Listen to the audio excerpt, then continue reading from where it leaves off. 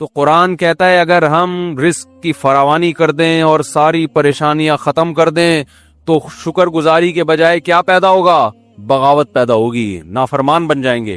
اس سے ہمیں ایک اصول یہ پتا چلا کہ پیٹ بھر کے شکر ادا، پیٹ بھرے ہوئے کا شکر ادا کرنا مشکل، خالی پیٹ شکر ادا کرنا آسان ہے۔ سمجھتے ہو بات؟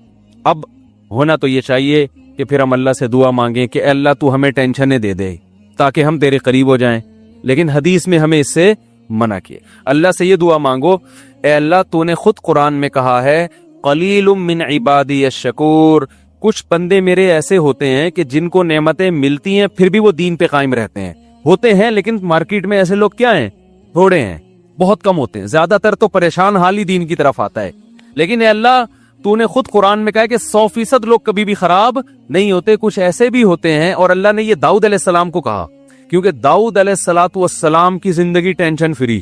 داؤد علیہ السلام نے میدان جنگ میں جالوت کو قتل کیا نا، بڑی بہادری دکھائی، تو ٹینشن میں زندگی گزاری، ظاہر ہے انہوں نے ٹریننگ کی، جہاد کی، میدان جنگ میں جان ہتھیلی پر رکھ کر لڑے، تو اللہ کو آپ پر اتنا پیار آیا کہ اللہ نے آپ کو نبوت بھی دے دی اور بادشاہ بھی بنا دی اللہ نے۔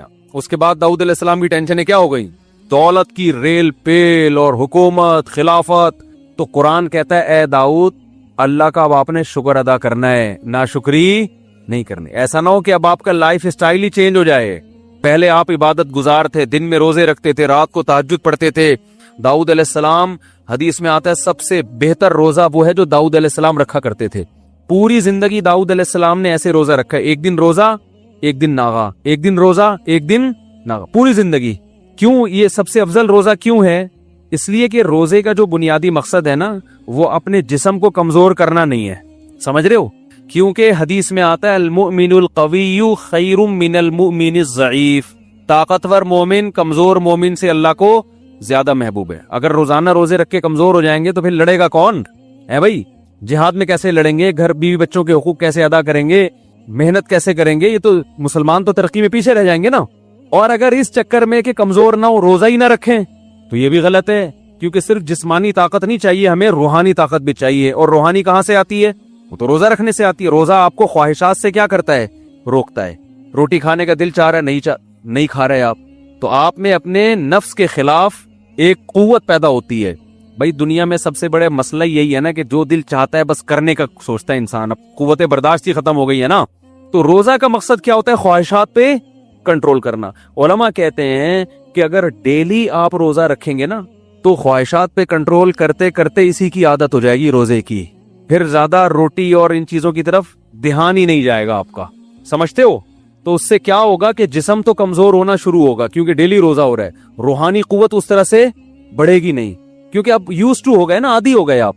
تو وہ کہتے ہیں ایک دن چھوڑ کے روزہ رکھنے میں کیا ہوتا ہے کہ عادت پڑتی نہیں ہے روزے کی، جسم بھی کمزور نہیں ہوتا کیونکہ آج نہیں کھایا تو کل کھاؤ گے آپ، باڈی صحیح سیٹ رہتی ہے۔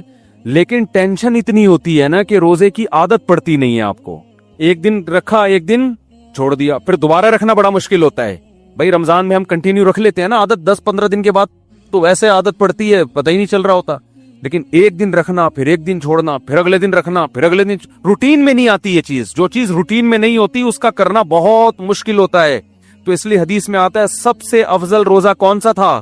داؤد علیہ السلام۔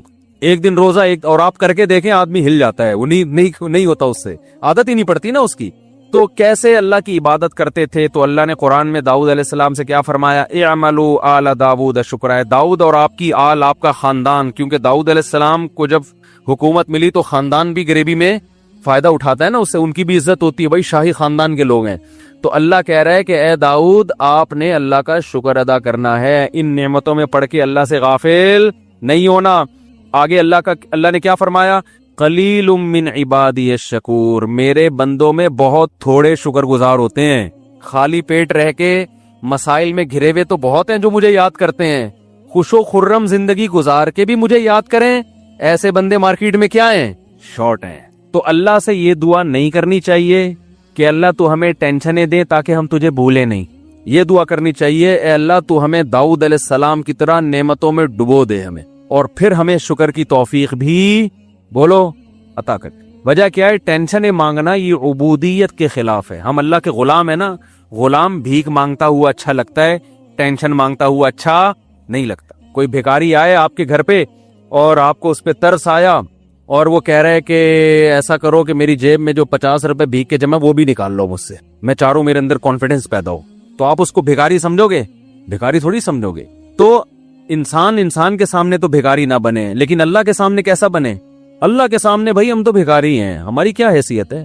حضرت ایوب علیہ السلام پر سونے کی ٹڈیوں کی بارش ہوئی ہے, حدیث میں آتا ہے سونے کی ٹڈیاں. حالانکہ اللہ نے ایوب علیہ السلام کو جب شفا دی نا تو بہت مال سے نوازا, ان کے اہل و عیال بھی لوٹا دیے, مال بھی دے دیا اللہ نے ان کو. تو اب سونے کی ٹڈیاں برس رہی ہیں. حضرت ایوب علیہ السلام نے ساری ٹڈیوں کو جمع کر رہے ہیں جھولی میں نا, ایک بھی نہیں چھوڑوں گا میں, اس کو بیچوں گا مارکیٹ میں جا کے, یا اس سے درم بناؤں گا, دینار بناؤں گا. اللہ نے حضرت ایوب سے کہا کہ ایوب ہم نے تو آپ کو مستغنی کر دیا, اس سے اتنی دولت دے دی, اب آپ ایسے جمع کر رہے ہیں. تو انہوں نے فرمایا اللہ میں تیری رحمت سے مستغنی نہیں ہوں. کوئی اور یہ بھیک دے رہا ہوتا نا, نہیں ہے بھائی, رکھا اپنے پاس. جیسے سلیمان علیہ السلام سے ملکہ سبا نے کہا نا کہ یہ ہدیے ودیے لے لو اور اب چپ کر کے بیٹھ جائیں, مجھے دوبارہ تبلیغ نہ کرنا. سلیمان علیہ السلام نے سارے گفٹ واپس کیے, کیونکہ انسان کی طرف سے آئے تھے نا. بادشاہ کو گفٹ مل رہا ہے ایک بادشاہ کی طرف سے بطور رشوت کے. ملکہ سبا کہنا چاہ رہی ہے کہ آپ دوبارہ مجھے تبلیغ کی کوشش نہ کریں, پیسے چاہیے یہ لیں, ٹھیک ہے نا. بے یار کیا ہو گیا, آپ لوگ یہاں کچھ ایسے دیکھ رہے ہوتے ہیں جیسے انہوں نے کبھی سلیمان علیہ السلام کا واقعہ سنا ہی نہیں. سلیمان علیہ السلام نے, ملکہ جلدی سے بتا رہا ہوں تاکہ بیان بس وہ لمبا ہو گیا, ختم کر رہا ہوں بیان. سلیمان علیہ السلام نے ملکہ سبا کو خط لکھا, ہدہد نے آ کے بتایا اتنی بڑی حکومت ہے, سورج کو سجدہ کرتی ہے. سلیمان علیہ السلام نے ملکہ سبا کو ہدہد کے ذریعے خط بھیجا, اللہ تعالی علیہ واتونی مسلمین. ان شارٹ بات کہ بسم اللہ الرحمن الرحیم, اس اللہ کے نام سے جو بڑا مہربان نہایت رحم کرنے والا ہے. انہو من سلیمان, سلیمان کی طرف سے یہ خط ہے. اللہ تعالی علیہ, سرکشی مت کرو, واتونی مسلمین, بندی بن کے چلی جاؤ. وہ ایک دم ڈر گئی, بھائی یہ کون سا انداز ہے بھائی, یہ تو بہت ہی کوئی پاورفل بادشاہ ہو تو اس اسٹائل میں بات کرے گا نا. بھائی کمزور آدمی تو پوری کتاب لکھ کے بھیجے گا, پھر ایکچولی کہے گا ایکچولی میں آپ سے یہ کہنا چاہتا تھا. جیسے ہم امریکہ سے جب بات کرتے ہیں تو ہم کیسے بات کریں گے, سر پلیز آپ دیکھیے تھوڑا سا بجٹ ہمارے لیے بھی کچھ رکھیں, ایکچولی ہمارے یہاں غربت بہت ہے, ہم بڑی لمبی چوڑی بات کریں گے نا. لیکن انسان کا پاور ہوتی ہے پھر اس کا اسٹائل کیا ہوتا ہے, چینج ہوتا ہے. جیسے وہ ایک آدمی نے کسی کو چاقو دکھایا کہ تیری جیب میں جو کچھ ہے نکال لے, اس نے بندوق نکال لی. اب کچھ کہنے کی ضرورت نہیں ہے, مطلب اب تیری جیب میں جو کچھ ہے اور اگر بندوق جیب میں نہ ہوتی تو وہ کیا کر رہا ہوتا ہے, ایکچولی دیکھیں میرے چھوٹے چھوٹے بچے ہیں یار, میرا ابھی موبائل میں نے خریدا, یہ لمبی چوڑی بات کر رہا ہوگا. تو سلیمان علیہ السلام چونکہ پاورفل تھے تو ملکہ سبا بھی پاورفل تھی, لیکن سلیمان علیہ السلام جتنی نہیں تھی. سلیمان علیہ السلام نے لیٹر بھیجا, اللہ تعالی علیہ, سرکشی مت کرو, وہ اتونی, آ جاؤ, مسلمین, فرما بردار بن کے, تمیز سے. باقی ڈسکس ہم کھانے پہ کریں گے, ڈنر پہ ہم بات چیت کریں گے کہ میں نے آپ کو بلایا کس سلسلے میں, ٹھیک ہے نا. تو وہ سلسلہ یہ ہے کہ آپ سورج کی عبادت چھوڑ دو, توحید پہ آ جاؤ. مجھے اللہ نے پیغمبر بنا کے بھیجا ہے اسی کام کے لیے, اسی سلسلے میں نے آپ کو بلایا تھا, سمجھتے ہو. تو ملکہ سبا کو اندازہ ہوا کہ بھائی یہ تو بڑا عجیب انداز ہے ان کا.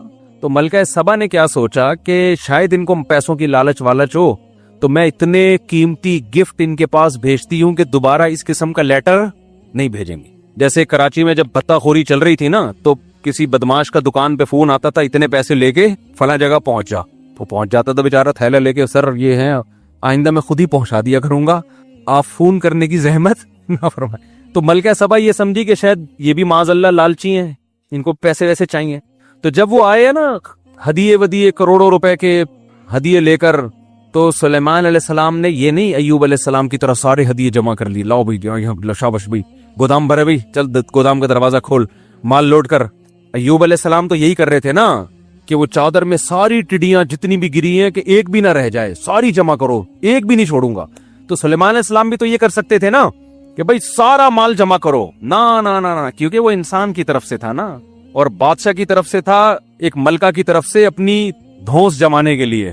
تو کہہ رہے ہیں بھائی سلیمان علیہ السلام نے الفاظ کیا کہے, ارجع الیہم, کہا کہ فلن اتمدوننی بمال, پیسے دینا کہ میری مدد کرنا چاہتے ہو, فما آتانی اللہ خیر مما آتاکم, میرے رب نے جو مجھے نعمتیں دی ہیں وہ تم سے بہتر, میں تمہارے ٹکڑوں کا محتاج نہیں ہوں.